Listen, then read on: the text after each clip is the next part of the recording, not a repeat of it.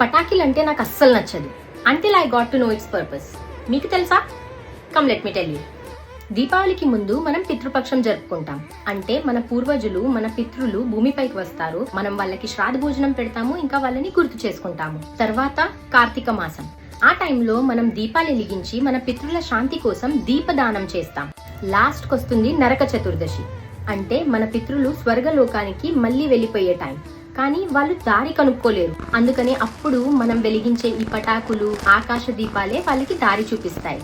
ఈ ఆకాశ దీపాల గురించి మన గ్రంథాల్లో కూడా మెన్షన్ చేశారు. మనం కాకరపుల్ల కాలుస్తాం కదా, అది కూడా పురాణ గ్రంథాల్లో మెన్షన్ చేశారు. దాన్ని సంస్కృత్ లో ఉల్కదానం అని పిలుస్తారు. అంటే offering of fire sparks and spreading positivity. మరి ఈ పటాకులతో వచ్చే సౌండ్ ని ఆనందఘోషం అంటారు, which is believed that these vibrations remove the negativity and spreads the positive energy. అందుకే మన టెంపుల్స్ లో డోళ్ళు, శంఖాలు, గంటలు ఉంటాయి, which means ఆ సౌండ్, ఆ వైబ్రేషన్ నెగటివిటీని తొలగించి మనకి పాజిటివ్ వైబ్రేషన్స్ ఇస్తుంది. నాకు పర్సనలీ క్రాకర్స్ అంటే ఇష్టం ఉండకపోయేది, కానీ దీని వెనకాల ఉన్న దివ్యమైన అర్థం తెలుసుకున్నాక నా ఒపీనియన్ మారిపోయింది. But I still oppose the pollution that it causes, but the purpose is very sacred.